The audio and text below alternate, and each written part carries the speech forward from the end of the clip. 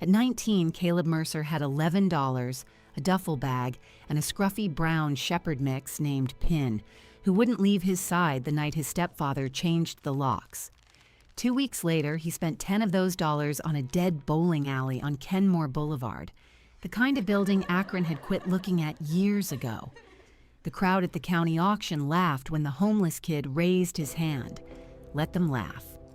$10 bought him a leaking roof, 16 warped lanes, and a back office padlocked so long nobody alive had the key.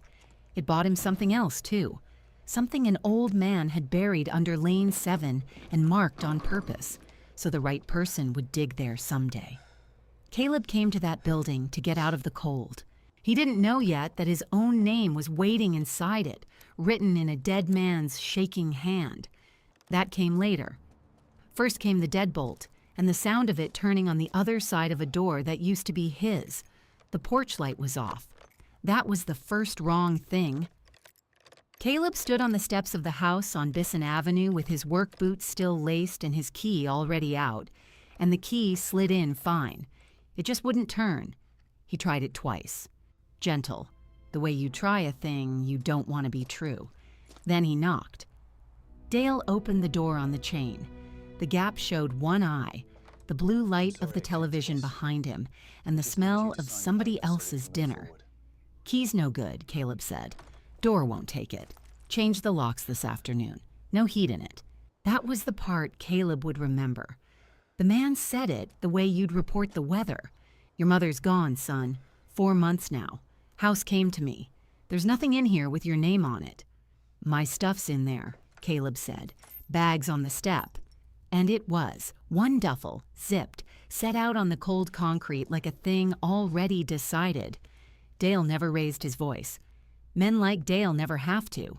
They do their cruelty with paperwork and a calm tone and a door on a chain, and they sleep fine after. "Take the dog," Dale said. "She was always more yours than mine." Then the door shut, the deadbolt turned, and that was the whole conversation. Caleb sat down on the step because his legs decided it for him. Pin climbed half into his lap, all 40 pounds of her, and he let her. He counted what he had, because counting was something to do with his hands. $11, a 5, 2 ones, and a fistful of quarters from the bottom of the bag. He counted it twice. The number held. The duffel was what 19 years came down to. 2 shirts, a phone with a cracked face and no plan left on it, his mother's reading glasses he hadn't been able to leave behind, and a folding knife his real father had owned once, before that man became a story nobody finished. A bag, a dog, and $11 on a step that wasn't his. His mother had been Diane Mercer, and she'd been sick a long while before anyone said the word for it out loud in that house. Caleb had nursed her through the bad winter, the medicines lined up on the sill in the order she took them. Dale had mostly worked late. When she passed in the spring, Dale wore a borrowed suit to the service and shook hands like a man being congratulated. 4 months later, the locks. You could draw a straight line from the one to the other if you cared to. Caleb didn't. Caring took energy he was spending on staying upright. There was one name his mother never let in the house. Mercer was her own, kept after everything, but her father, Walter Mercer, was a closed door. Caleb had asked about him once as a boy. She'd gone quiet in the way that meant stop. "Some people you have to forget on purpose," she told him, "or they cost you twice." He never learned what Walter had done, or failed to. He only knew the old man was somewhere across town, getting older, in a life that had nothing to do with theirs. He did have one piece of him, though. A memory so old he wasn't sure it was real. The smell of oil on wood. A floor that went on forever, polished and shining. A big hand cupped over his small one, rolling something heavy and round down a long, bright lane. A voice, low and patient. "Easy now, easy. You've got it." He'd buried that with everything else. Memories you're told to forget have a way of waiting. For 2 weeks, Akron was a cold place to be nobody. Caleb and Pin slept where they could, the stairwell of a downtown parking deck, a bus shelter on Kenmore when the rain came sideways off the Cuyahoga. He ate from the pantry at a church on Manchester Road and gave Pin the better half. He held on to the $11 like it was the last warm thing he owned, because in a real way it was. He filled out applications with no address to put on them. You can guess how those went. He found the flyer taped in a laundromat window on a Tuesday, county tax sale. A list of forfeited properties, addresses, and parcel numbers in small gray type. Most were empty lots. One was a building. Kenmore Lanes, it said. 16 lanes, 8,000 square feet. Back taxes owed, sold as is. Opening bid, $10. He'd walked past Kenmore Lanes 100 times.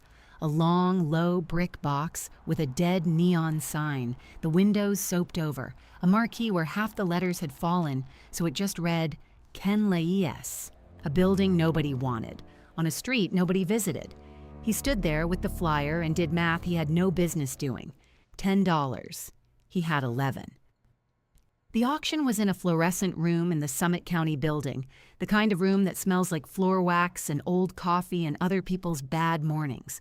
Maybe 20 folding chairs, half of them full.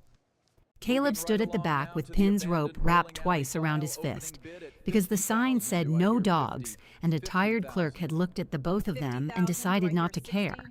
Most of the lots went fast and cheap to men in good jackets who never glanced up from their phones. Then the auctioneer got to the building, parcel 44, Kenmore Lanes, 1102. Kenmore Boulevard, he said. Opening bid, $10. Sold as is. Contents included no warranty. Do I hear 10? Nobody moved. The men in good jackets had a thing they'd already decided about that building, and the thing was no. Caleb raised his hand. 10, he said. His voice came out smaller than he wanted. The room turned.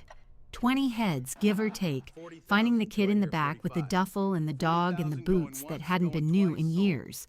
Somebody laughed, short and mean. Somebody else said, not quiet enough. Kid's buying himself a mansion. A few more laughed at that. The auctioneer almost smiled. One man did look up. He sat in the second row in a charcoal coat that cost more than everything Caleb had ever owned, stacked together. Roland Vance. Caleb didn't know the name yet. He only saw the jaw working, like a bid of $10 had personally insulted him. $10 going once, the auctioneer said. Twice. Vance lifted 2 fingers. Not a bid, a summons, and leaned to the woman beside him with a leather folder. She whispered something. He shook his head, slow, and sat back. Later, Caleb would understand it. Vance already believed the building was his, lien and all, signed up in some office months back. Why pay for a thing you've decided you already own? He'd come to watch it go to nobody. He hadn't planned on somebody. Sold, the auctioneer said, for $10 to the young man in the back. The gavel cracked. Pin barked once at the sound, and a little laughter rolled through the room again, lighter this time. The laughter people use to cover that they aren't sure what they just watched. The clerk who took his money had reading glasses pushed up in her gray hair and a stamp she brought down like she'd done it 10,000 times. Caleb counted out the 5, the 2 ones, and 12 of the quarters onto the counter. $10 exactly. It left him 4 quarters and nothing else. She slid a paper back across to him, a bill of sale with the parcel number and his name typed in, Caleb Mercer, and a receipt stamped, paid, $10. Then a ring with 2 keys and a tag gone yellow with age. Congratulations, she said, and she didn't say it mean. It's yours. He was folding the receipt into his shirt pocket when the charcoal coat found him in the hallway. Up close, Vance smelled like cologne and certainty. The woman with the folder stood at his shoulder. Roland Vance, he said, not offering a hand. You wasted a morning, son. I hold the tax lien on that parcel, filed and current. What you bought is the right to be disappointed. He nodded at Pin. There's mold in that building that'll make the both of you sick. Do yourself a favor. Treat it like a place you're squatting because that's the legal truth of it, and clear out before I have to make it official. Caleb looked at him. He was too tired to be afraid and too broke to be impressed. I paid for it, he said. I've got the receipt. It wasn't much of a comeback. but Vance's certainty flickered, just for a second, the way a porch light flickers before you're sure it's going out. Then he smiled, slid a card from inside the charcoal coat into Caleb's hand, and walked off down the waxed hallway like a man who'd never once worried about a door being locked against him. Caleb put the card in his pocket next to the 4 quarters and the receipt. Then he and Pin walked the 2 miles back to Kenmore Boulevard, to the building with his name on the paper, to find out what $10 had actually bought. The key with the yellow tag fit the front door, which felt like a small mercy after the week he'd had. The door swung in on darkness and a smell that stopped him on the threshold. Lane oil. Old wood and lane oil and dust.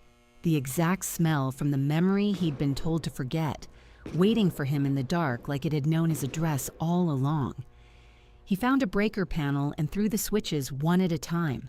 Half the lights were dead. The half that worked hummed and flickered and showed him what he owned. 16 lanes ran the length of the room, the wood gone gray and warped in places, the gutters full of grit. A front counter with a cash register the size of a small engine.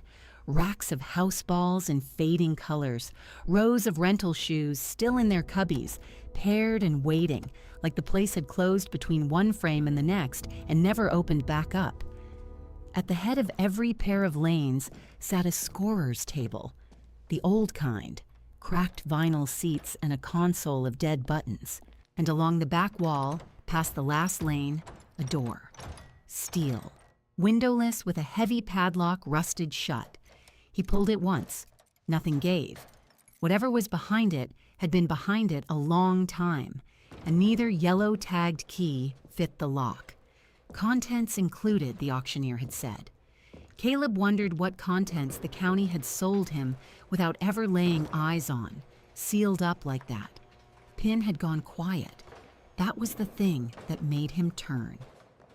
The dog was halfway down the room, nose to the floor, working something out the way dogs do. She trotted to the scorer's table for lanes 7 and 8, paused, sniffed hard at its base, then stepped down onto the approach of lane 7 itself. Her nails clicked on the old wood. She stopped on the spot where bowlers had stood for 50 years, the painted dot worn nearly to nothing, and she started to dig. Not playing, digging. Both paws, fast and certain, claws scratching at the boards like there was something underneath she could already smell. Pin, Caleb said. Hey, off the lane. She didn't stop. He crossed the room to pull her back, and that was when he saw it. Down low on the approach, scratched into the wood beside the worn dot. Not painted, not stamped. Cut in by hand with something sharp and patient. 3 words. He crouched and read them twice, the way he had counted the money, like reading them again might change what they said. This one stays. He didn't know what it meant. He didn't know who had carved it, or why a dog he'd had for 3 years had walked the length of a strange building to stand on top of those exact words. But the smell of oil and old wood was all around him, and underneath the boards of lane 7, beneath the spot where someone had cut 3 words by hand, Pin's claws had started to find the edge of something that had been down there a very long time. He got both arms under her and lifted. Pin came up stiff and reluctant, still reaching for the boards with her front paws, a sound in her chest that was neither a growl nor a whine. He held her against him until it quieted. Her heart knocked fast under his forearm. Easy now, he heard himself say. Easy. You've got it. The words were out before he knew where they came from. Some old room opened in the back of his head and shut again before he could see into it. A big hand cupped over a small one, a floor that shone. He set the dog down off the lane and crouched over the place she had been working. The boards gave back nothing he could see. Tongue and groove, gone the color of weak tea, a darker seam where the approach met the head of the lane. Pin's nails had raked a pale scar across the grain, right beside the 3 cut words. This one stays. He laid his thumb in the grooves of the letters. Whoever made them had pressed hard and gone slow, cutting each stroke twice so the years would not sand it away. This was not a bored kid with a pocket knife. This was a man who wanted a thing found and was patient enough to wait past his own life for it. He had no pry bar. He had no light worth the name past the few tubes still buzzing overhead. He had a folding knife, 4 quarters, and a body that had been upright for most of 2 days. Whatever lay under Lane 7 had kept through more dust than he could measure. It would keep one more night. He made a bed out of what the building gave him. Rental shoes, it turned out, make a kind of mattress when you pile enough of them, and the lost and found bin behind the counter held a coat nobody had ever come back for. He spread the coat, put his duffel under his head, and Pin curled into the bend of his knees the way she had on every hard floor since Bisson Avenue. The sodium lights out on Kenmore Boulevard came through the soaped windows in a dim orange wash. Somewhere a pipe ticked. He lay a long time with his eyes open, listening to a building breathe that had not held a person overnight in years. And at some point the listening turned into sleep. He woke to gray light, a stiff back, and a dog already at the door asking to go out. That was the first morning. There would be a good many like it. A man with nothing owns only his hours, and Caleb spent his on the floor. He found a push broom with half its bristles in a closet by the shoe counter, a flat dust mop, and a dented can with an inch of Lane conditioner gone syrupy in the bottom. He started at the front door and worked back. The dust came up in gray rolls. Under it, the lanes were better than they looked. Hard maple at the heads where the bowlers had stood, softer pine running down the middle, the boards pegged and fitted by somebody who had cared about the seams.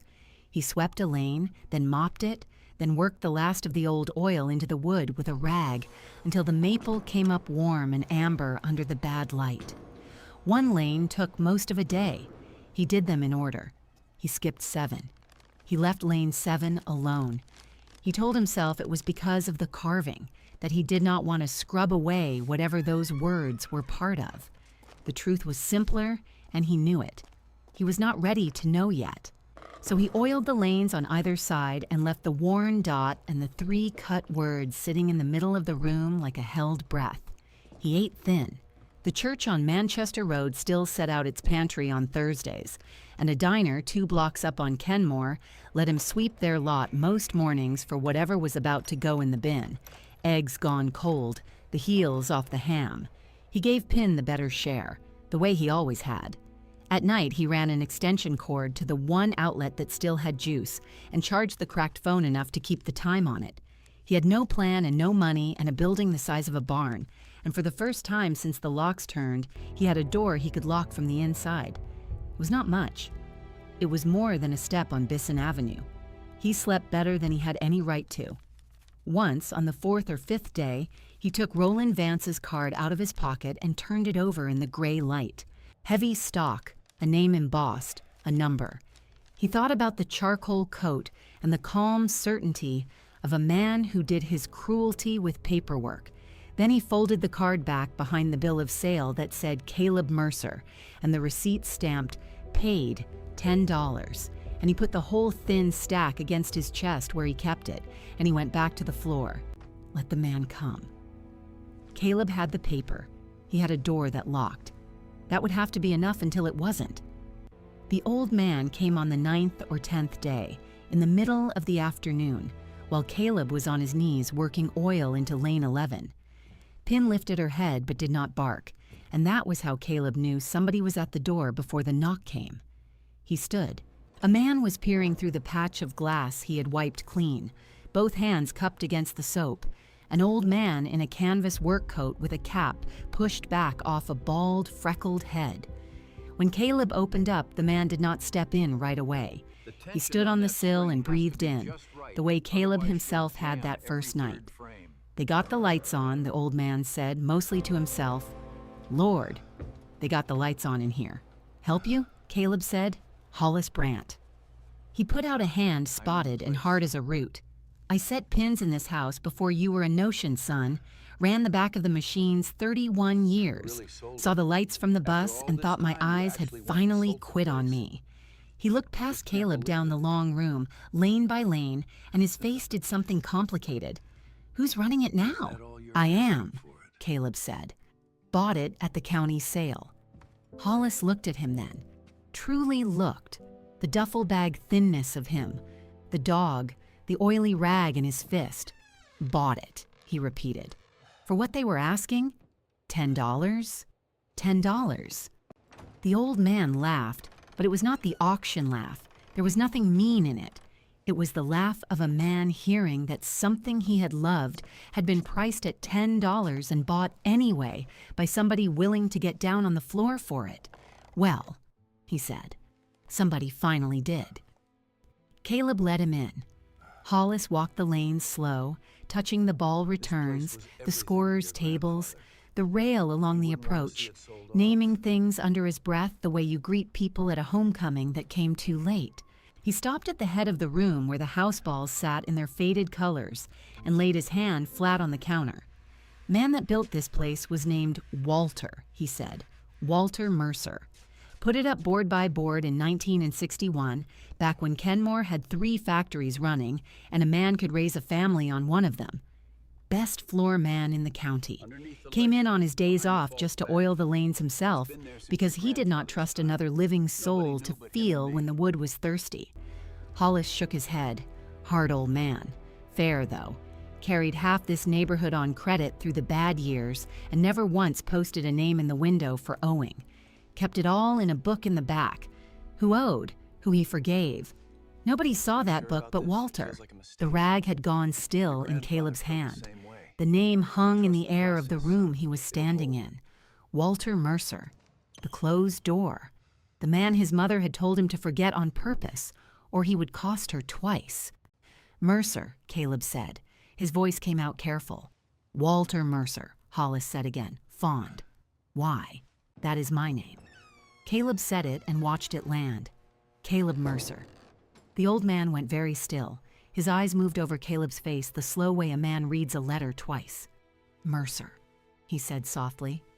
You are a Mercer. He sat down on the nearest scorer's seat without seeming to decide to, the cracked vinyl sighing under him. Walter had a daughter, Diane. Pretty thing, used to do her schoolwork at this counter while he worked the back. They had a falling out. Oh, long before you would have been born, the kind that does not heal. She went her way, and he never spoke her name again, and he was a man who could not unbend to save his own life. He looked up. You would be her boy. She passed, Caleb said, this spring. Something went out of the old man's face and something quieter came into it. Then he never knew, Hollis said. He went a year before her. Just old age in his chair, with the radio playing. I helped clear his room. He was silent a moment. He never knew she was gone. And she never told you one word about him, did she? She told me to forget him. Of course she did. Hollis rubbed his face with one hard hand. 2 of the stubbornest people the good Lord ever made. And here you are standing in the middle of everything they could not say to one another. Caleb's eyes had drifted down the long, shining room, and the old room in the back of his head opened again and stayed open this time. The smell of oil on wood, a floor that went on forever, a big hand over his small one, rolling something heavy and round into the bright. Easy now, you've got it. He had been here before. He had been so small he barely came up to the ball rack, and the patient voice had been this man's master, and the bright floor and the only soft memory he owned was this floor, right here, under his knees. He did not say it out loud. He could not have. But Hollis watched him understand it, and the old man nodded once, slow, like a thing had been confirmed that did not need words. Caleb did not know what made him do it, but he led Hollis down to lane 7, crouched, and showed him the 3 words cut into the wood beside the worn dot. This one stays. Hollis looked a long while. Then he made a sound that was half a laugh and half something a good deal heavier. That is his hand, he said. I would know it blind. He cut his initials in the back of every machine he ever fixed, the same way, slow, twice over so it would hold. He traced above the letters without touching them. Any time talk came up of selling or some salesman wanted to rip out the maple and lay in the plastic lanes, Walter would stand right about here and say it. This one stays. Lane 7 stays. Nobody ever knew why. Folks figured it was just the old man being the old man. He sat back on his heels with effort. He never would say, and I never once thought to ask what a thing like that costs a man to keep. Hollis stayed until the light failed, telling him the place, who had bowled where, which lane threw a wicked hook, where the league trophies used to hang before somebody hawked them in a lean year. He left with a promise to come back, and at the door he stopped and looked back down the room one more time at the lights burning, and shook his head and went out into the orange dark of Kenmore Boulevard. That night, Caleb could not sleep for the name turning over in him. Walter Mercer. He got up off his bed of rental shoes with the dog watching him and went down to the scorer's table for lanes 7 and 8, the one Pin had sniffed that first night, the one nearest the carved words. He did not know what he was looking for. He wiped it down because his hands needed something to do. The cracked seats, the dead console, the underside of the table where 50 years of gum and grit had gathered. His fingers found it before his eyes did. Up under the lip of the table, where no bowler would ever reach, something hard and small wrapped in tape gone brittle and yellow. He worked it loose. The tape came away in flakes. In his palm sat a small brass key, the old flat kind. The brass darkened with age except where a thumb had worn it bright. Stamped deep into the bow of it, a single number, 7. He sat down on the cold floor with the key in his hand, and the dog leaned warm against his side, and he looked from the little brass 7 to the 3 words cut into the approach a few feet away. This one stays. A key with no door he had found yet. A lane his grandfather would not let a soul touch. A spot a dog had walked the length of a strange building to stand on and dig. You have likely already worked out that this key did not open the steel door at the back of the room. Caleb tried it there first, the next morning, because that padlock was the only lock he had. It did not fit. It did not come close. He stood at the back of the dark building with a brass 7 in his fist and understood, the way you understand a thing in your stomach a beat before your head agrees, that the lock this key belonged to was not on any wall. It was under the floor, under the worn dot, under the 3 words his grandfather had cut slow and deep, so that one day the right person, the one willing to kneel down on a $10 floor, would finally have a reason to dig. He went looking for a pry bar. He went looking for a pry bar, and the building that had already given him a broom and a coat and a floor to sleep on gave him that too. In the same closet by the shoe counter behind a stack of warped score sheets, a flat steel bar leaned in the dark with its hooked end gone the soft brown of old rust. He weighed it in his hand. It was heavier than it looked, the way honest tools always are, and somebody before him had wrapped the grip in friction tape that had hardened to bone. He carried it down to lane 7 with the brass 7 warm in his shirt pocket and Pin trotting at his heel, her nails ticking on the lanes he had oiled and silent on the one he had not. He knelt at the worn dot and laid his palm flat on the boards, the way Hollis had laid his on the counter. The maple was cold. Somewhere under it, his grandfather had hidden a reason. He set the hook of the bar against the dark seam where the approach met the head of the lane, right beside the 3 cut words, and then he stopped, because it came to him that he was about to take a chisel to the one thing in this whole county a dead man had asked the world to leave alone. This one stays. He sat back on his heels. Pin pushed her cold nose into his ear and made the small sound in her chest. "I know," he told her. "I know." But he did not cut those words so it would stay shut forever. He cut them so somebody would stop and wonder why. He believed that, or he made himself believe it, and either way his hands went back to the bar. The first board did not want to come. He worked the hook in a 1/4 inch at a time, easing his weight onto the bar instead of jerking it, the way you coax a thing loose instead of breaking it, and the old nails gave up their hold one slow shriek at a time. The sound went up into the rafters and came back thin. When the board finally lifted, it brought the smell of the underneath with it. Dry and mineral and old, the breath of a space that had been sealed since before he was born. He laid the board aside as careful as if it were glass. Then the next and the next, prying along the seam Walter had marked, until he had opened a dark rectangle in the floor about the size of a hope chest, and the bad light overhead could not reach the bottom of it. Pin would not put her head in. She stood at the lip of the hole with her ears forward and her whole body leaned toward it, and would not cross. And that was its own kind of answer. Caleb went down on his stomach on the cold maple and reached his arm into the dark between the joists. Feeling along the rough underside of the floor, brick and grit and the petrified husk of something he chose not to think about, until his fingers met a flat, hard edge that was none of those things.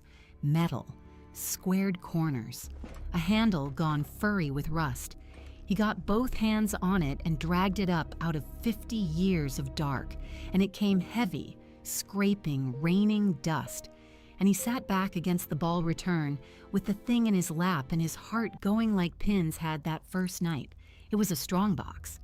Gray steel gone the brown of dried tobacco at every corner, the kind of box a careful man kept deeds and birth certificates in, no bigger across than a seat cushion, and surprisingly heavy for its size. On the front, under a crust of rust, a small keyhole. And riveted to the lid, a stamped steel tag worn nearly smooth. But he tilted it to the light and read what was punched into it, and the floor seemed to tip a little under him. A single number? 7. You have probably already guessed what the little brass key was for. You have not guessed the rest. His hands were not steady when he took the key out of his shirt pocket. The bow of it, worn bright by a thumb that was not his, caught the light. He fit it to the hole. It went in stiff, then stopped. And for one cold second, he thought the rust had won, that the box would stay shut, and the words his grandfather cut would keep their secret after all. Then he leaned his wrist into it, slow, the way he had eased the bar into the seam, and something deep in the mechanism turned over with a small ground groan, and the lid came free in his hands. The smell that came up was paper, old paper, and oil, and faint under it, the ghost of pipe tobacco. The smell of a man Caleb had been told to forget so hard he had forgotten he ever knew it. He lifted the lid all the way back on its stiff hinge and looked down into what Walter Mercer had buried under the one lane he would not let the world tear out. On top, laid flat and tied with a shoelace gone gray, a roll of papers thick as his wrist. He worked one free. It was heavy stock, engraved, a serious-looking document with an eagle and a denomination and a date. And it took him a moment of turning it in the light to understand he was holding a United States savings bond, and that under it was another, and under that another, dozens of them. The dates running back decades, bought a few at a time the way a man puts away what he can spare when he can spare it. He did not know the word for what they were worth. He knew only that they were the patient, stubborn savings of a hard old man who carried half his neighborhood on credit and still found a little each season to set down in a steel box for a day he would not live to see. Caleb set the roll down on the clean maple as gently as he had set down the boards. Under the bonds, a book. Black cloth cover, soft with handling, the spine broken from being opened 1,000 times, the pages swollen and rippled with damp. He opened it across his knees. Names. Page after page of names in a cramped, careful hand, each with a column of dates and figures beside it, and beside many of them a single word written later in a different, looser ink. Forgiven. He turned the pages and the neighborhood opened up in front of him, year by year, the Pruitts on Manchester Road, the whole Delgado family the winter the tire plant shut, a man named only Old Sam who owed for 2 seasons of league fees and a pair of shoes. Carried, everyone, and never a name posted in the window for owing. Just this private book where Walter Mercer kept the account of who he had decided not to break. Hollis had said nobody ever saw it. Caleb was seeing it. He understood, holding it, that he was holding the actual shape of a man's character in his two hands, the part of him that never showed up in how he spoke to his own daughter, and the grief of that, for a grandfather he had met exactly once at the height of a ball rack, came up in him sideways and unexpected and stole his breath for a moment in the empty room. And under the book, at the very bottom of the box, a single envelope. The paper had yellowed to the color of weak tea, the same shade as the unoiled lanes, and across the front, in a hand that shook, that pressed too hard in places and trailed off thin in others, the hand of a very old man writing something that cost him, was one word: Caleb, his own name, in the dead man's writing. He sat in the hole he had opened in the floor with the dust still settling around him and looked at his name written by a grandfather he had been raised to pretend did not exist, and the whole shape of his life turned over the way the lock had turned, slow, with a sound he felt more than heard. The locks on Bisson Avenue, the $11, the duffel bag and the dog and the steps, and the cold off the Cuyahoga. He had spent the spring believing he came from nothing and was owed nothing and belonged nowhere, and the proof that this was a lie had been waiting under Lane 7 the whole time, 6 feet from where he slept, written before any of it happened. He opened the envelope the way you open a door you have knocked on your whole life. The single sheet inside was soft as cloth at the folds. He held it to the buzzing light and read his grandfather's hand. For Caleb, when he's ready. The rest of them quit on you, so I didn't. He had to stop there and breathe. Pin came and pressed the whole warm length of herself against his side, and he put his arm around her without looking and read on. If you are reading this, you found the lane, which means you are the kind that gets down on the floor, which is the only kind worth leaving a thing to. I never got to know you, boy, and that is a wound I carried to the end and earned every inch of. Your mother and I were cut from the same hard wood, and neither one of us could bend, and she took you and went, and I told myself my pride was principle, the way fools do, until it was too late to be anything but pride. I could not fix it with her. I am too old, and she is too far, and the phone is too heavy to lift. So I did the only thing a stubborn man knows how to do. I built you a door, and I hid the key, where only somebody willing to look would find it. The bonds are yours. The lanes are yours. The names in the book are not a debt. They are a lesson, the only one I am sure of. You carry the ones you can. You do not post them in the window. There is paper in the office that makes all of this plain and legal, and a man may come who would rather you did not have it. Let him talk. You stand still and you hold the paper. The floor is good maple under all that neglect. Oil it slow, it will come back. So will you. It was signed in the same shaking hand, Walter Mercer, and under that, smaller, as if added on a different day when he had more to say and less strength to say it, a single line. I left the light on for you.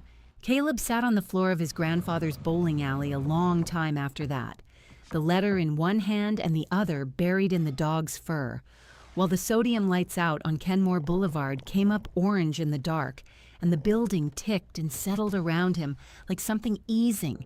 He did not feel like a kid with $11 anymore.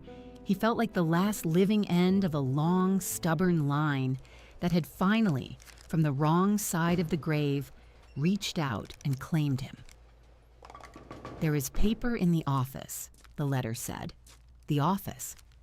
The one steel door at the back of the room that the auctioneer's people could not open, that no key Caleb owned would fit, the one lock in the whole building still standing between him and everything.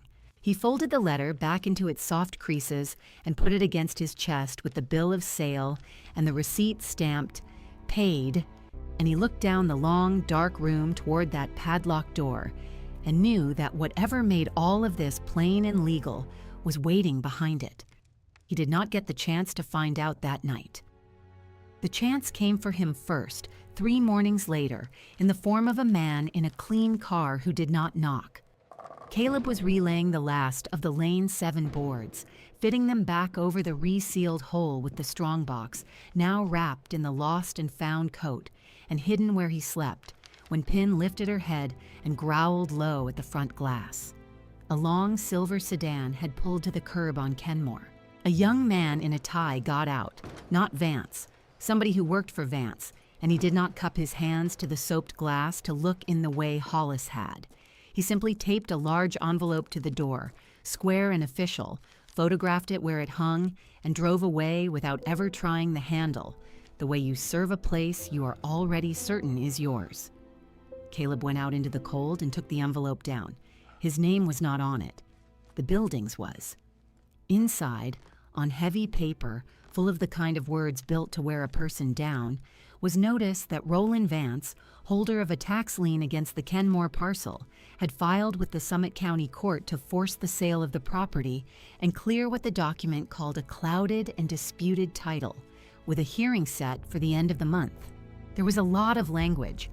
Underneath all of it sat one simple bet, the same bet the man had made across his glass desk on the first day, that a thrown-out kid with a dog could not possibly have the paper to stand on, and would be gone before a judge ever had to wonder whose name belonged on the deed.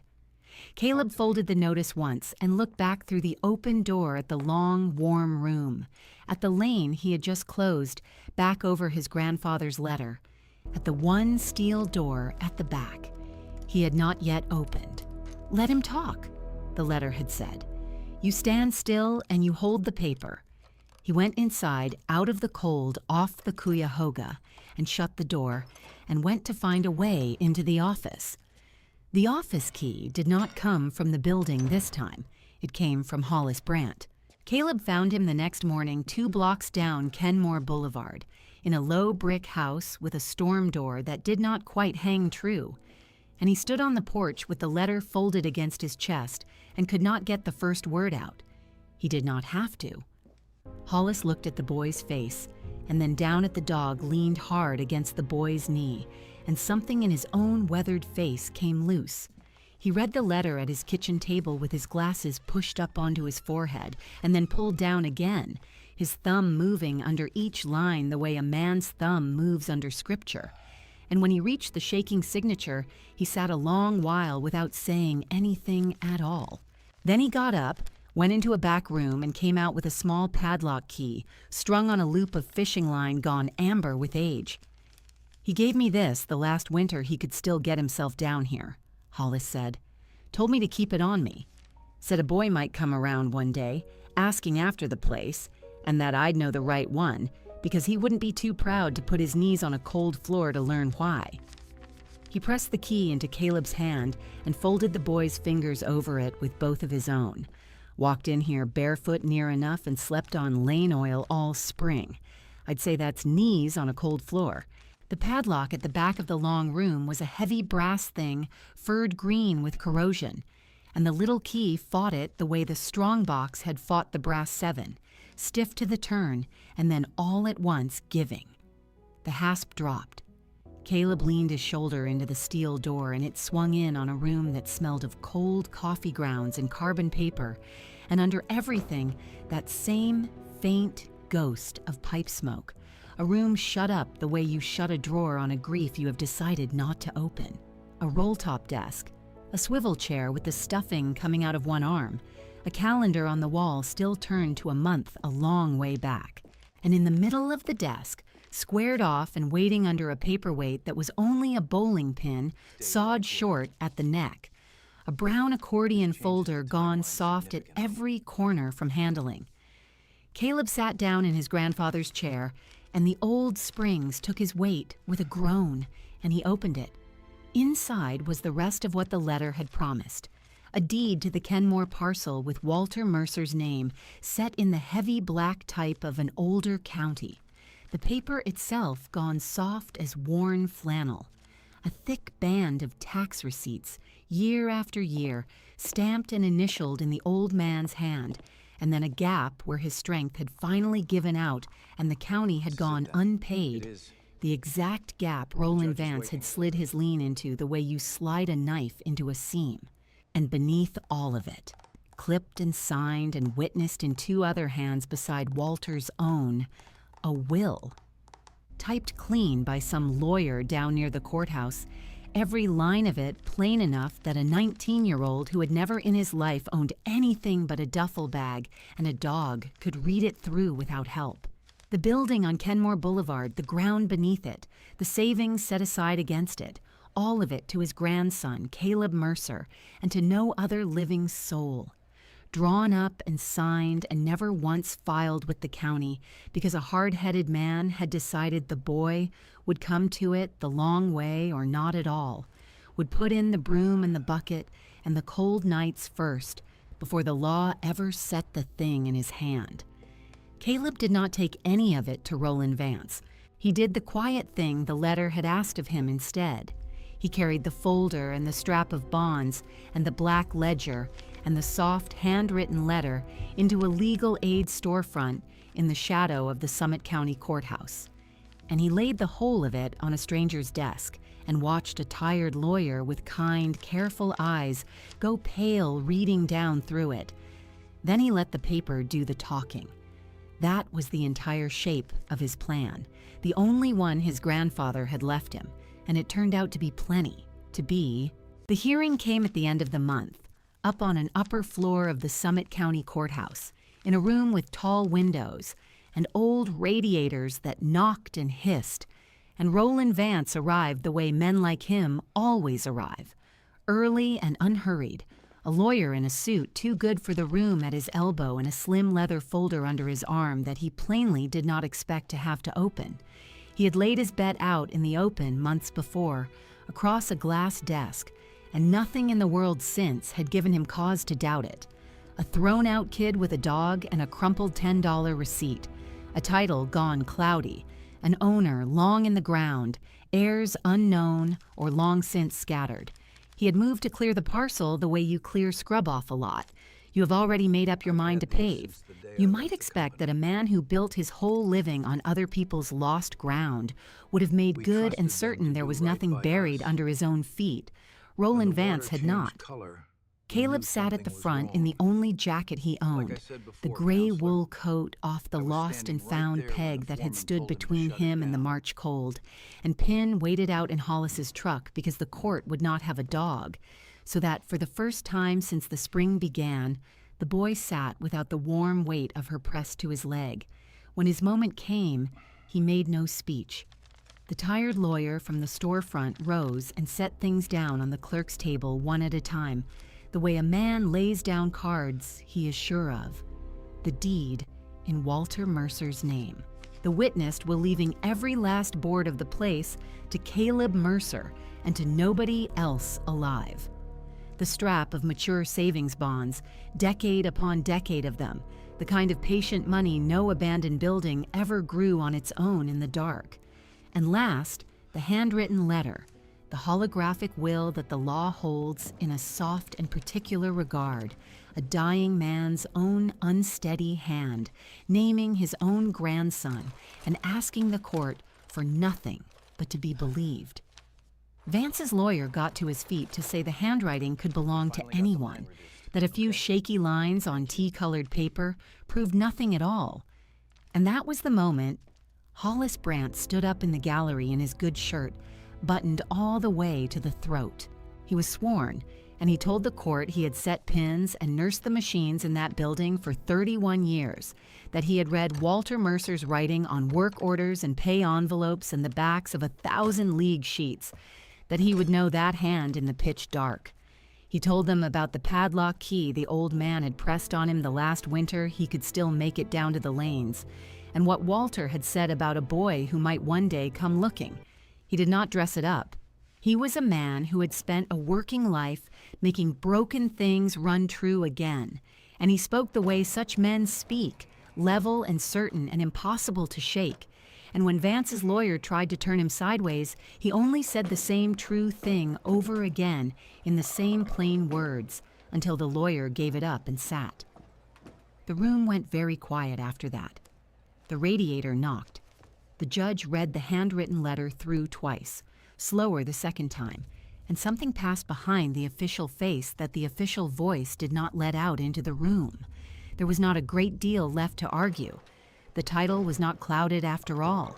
It had only been lying still under a dead man's silence, waiting on the one person stubborn enough to get down and dig it back up. Roland Vance closed his slim leather folder without ever once having opened it, and a small muscle worked along his jaw, and he understood well before the ruling came down that his bet had been wrong from the very first day, that the boy he had written off as a squatter had been the rightful owner the whole time he was being shown the door. It did not all come down in a single clean stroke, because the law does not move that way. It came in the slow grinding turn of the proper machinery, which was a fitting sort of justice for a man who had loved machinery all his life. The handwritten will was admitted to probate. The action to quiet the title settled out. The lien first beaten back and then paid clean off out of the very bonds the old man had set aside against this exact day, as though Walter Mercer had reached a hand up out of the ground and covered the debt himself. And on a flat, gray afternoon, Caleb stood at a counter in the Summit County Recorder's office, while a clerk pressed the seal into a corrected deed and entered it into the permanent books of the county. The Kenmore parcel, and every board standing on it, set down at last, plain and legal and beyond any man's undoing, in the name of Caleb Mercer. He went back to the boulevard and did the last slow thing the letter had named for him. He oiled the rest of the lanes one at a time, coaxing them back instead of forcing them, and the maple rose up under the rag, the warm color of honey exactly as the old man had sworn it would. He threw the doors open. He never set a price at that door for the kids who drifted in off Kenmore with nothing in their pockets.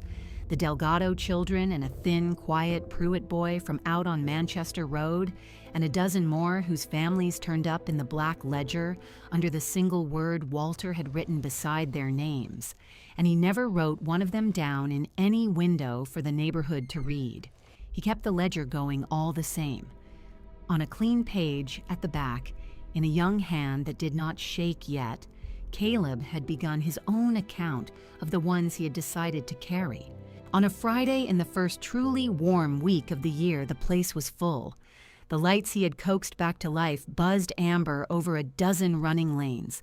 The balls rumbled down the boards, and the pins broke apart with that old bright crack, and the whole bright noise of it spilled out the propped front door and rolled down Kenmore Boulevard, where for years there had been nothing after dark but the hum of the sodium lamps and the cold working its way up off the Cuyahoga. Lane 7 stood open at the end of the row, oiled and shining, the 3 cut words still there in the approach, where he had chosen to leave them just as they were given to him. Inside, Pin slept stretched across Lane 7. Out front, the door he'd had no key to that first night stood open, glowing onto the dark sidewalk.